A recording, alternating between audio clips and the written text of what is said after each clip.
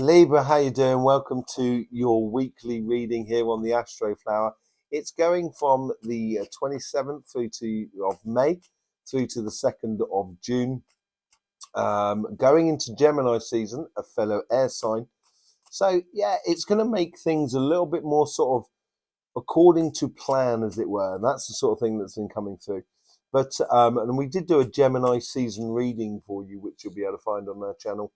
The other thing is as well is about the energies that are coming through from the sun and coming through the earth, and obviously coming through our energy system. And it's mainly based upon air, water, and earth at the moment. So maybe it's a case of getting very concrete about our emotions. Let's see what's going on with your reading here. Here's your flower. You've got the overall energies here, karmic message on your relationship side, karmic message on your financial side, influence on the universe, influence on past self, influence on future self, and the general outcome. Let's just see what's going on for you on your overall energies.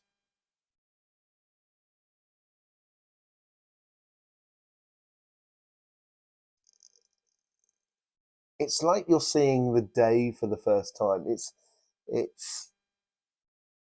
you're seeing maybe people, situations, money, job, business, various things in a different way, which allows you to really experience life as like a new day. Being curious about it. You got the 9 of Wands here.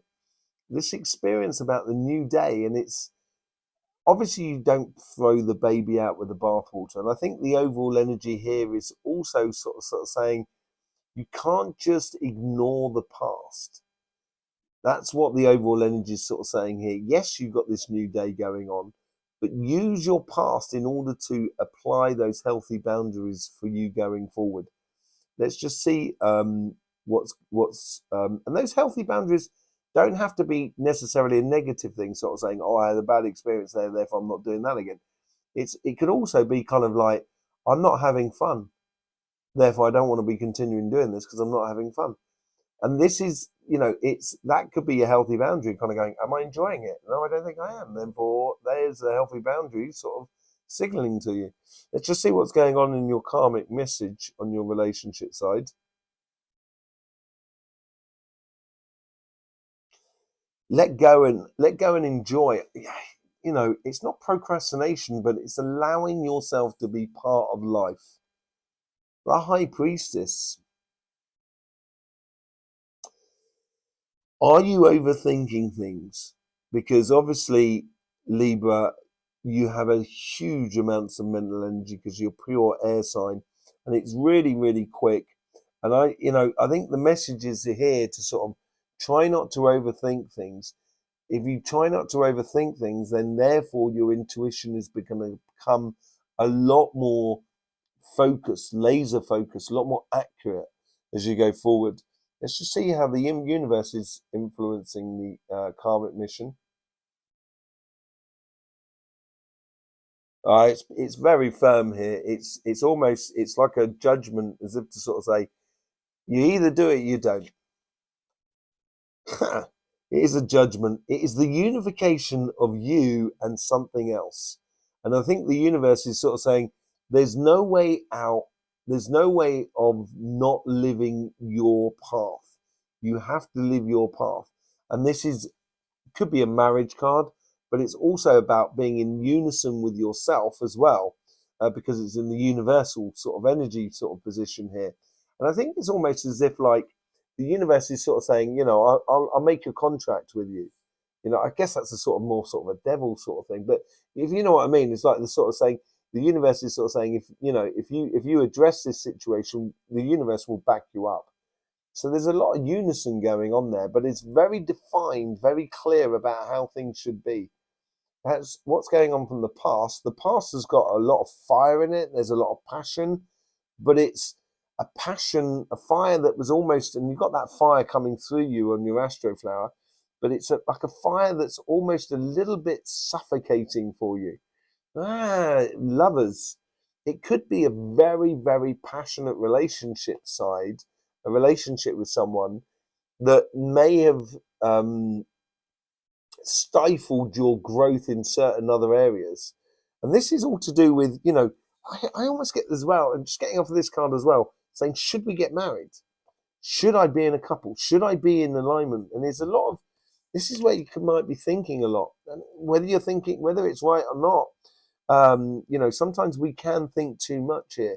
But I think there's a lot of possibilities for you to have enormous amounts of happiness. And maybe this overthinking is just creating too many barriers and stopping you from really opening up to what can be. What's the future self? How's the future self egging you on? This is destiny. That's the answer that seems to be going. You need to step into your destiny. In the coming future, you need to put yourself first, or not first. You need to put yourself forward and own your destiny. And I think this destiny here has it has a lot to do with your past, present, and your future as well, more than anything else. It's like a karmic mission in life.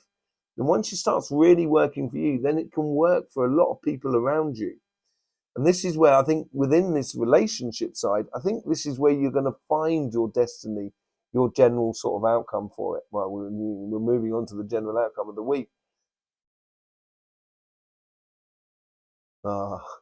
This is relaxation. I think with a lot of stuff that's going on under the surface, there seems to be, by the end of the week, or the general thing that comes out of it is finding your comfort zone, finding what really feels good for you. Yeah, it's a victory, and it's a personal victory from within you as well. It's like you've spat out your demons and got rid of them in a way, that were holding you back in the past, and really starting to fall into alignment with yourself. I think is really lovely. Let's just see what's going on your financial side.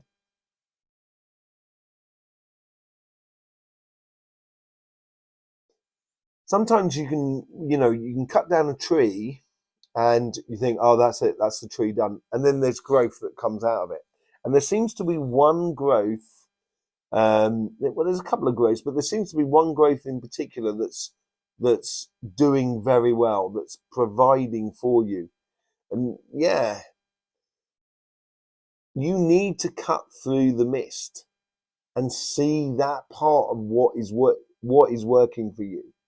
It may seem like that you haven't had much luck financially over the past whatever time. It actually could be quite long, and now now you're learning to sort of use your air energy to cut through the mist, so you can see clearly your pathway, so you can get the good results. Because when you do get good results, it's actually good for everybody else that is around you.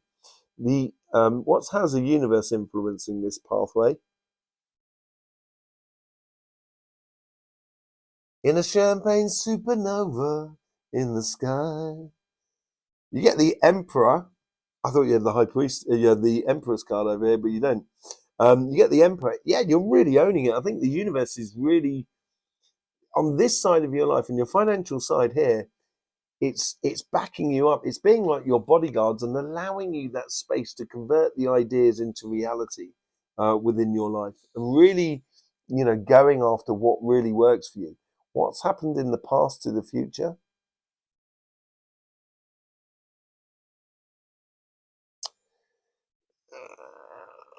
I'm not sure it's disappointment, but it seems like you've been trying too hard. Is that right? And yeah, you've done some really good work, Libra. Amazing work. And I'm not sure you're getting the results. And I think this is the same for most air signs, actually. For as much as for Aquarius and Gemini, you've done some really good stuff in the past, and I just don't, somewhere along the line, someone forgot to pay you, as it were, which is not good, obviously. But I think that work is actually going to be recognized in another way, and it's gonna serve you enormous amounts for the future. What's the future self sort of putting you in? There is abundance here. There's like a lot of opportunities that are coming your way. Queen of Swords, because you are being you. I think this is, you're liberating yourself financially at the moment, and you're bringing in a lot of results in regards to recognition of what you've put into life and what you're going to get out of it. It's really quite powerful on the financial side.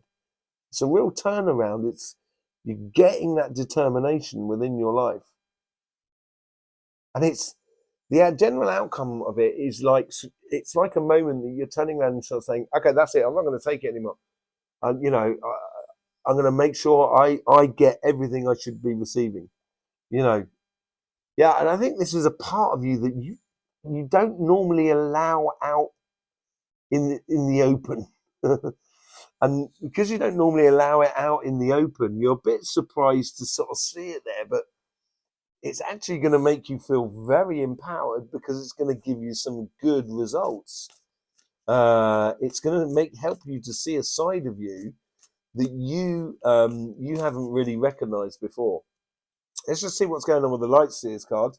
With the healthy boundaries and going on into something completely new, you've got the Wheel of Fortune. I think with this, the possibilities that are out there, you have to allow those possibilities to be the driving force for you going forward. And that's where the Wheel of Fortune comes into play. So you're not actually having to push the wheel. You're not having to, resist it either.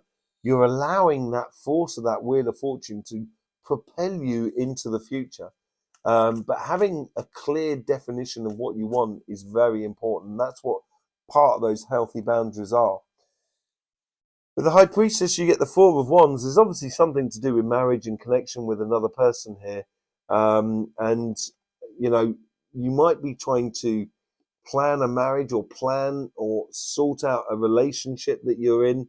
And the only way it's really ever going to get sorted is if you put yourself first. I think it's got huge amounts of possibilities, this relationship, because you've got the Six of Wands at the top and the Lovers card in there, and you've now got the two Four of Wands. And this is where you could use your intuition in a very positive way rather than a negative way. With the Four of Wands, you get the Three of Wands. As I said, I think the universe has got like this sort of contract with you, and that's could be a marriage contract, and it's almost sort of saying, no more time to wait around, Libra. Got to go ahead and do it. You got to take the plunge.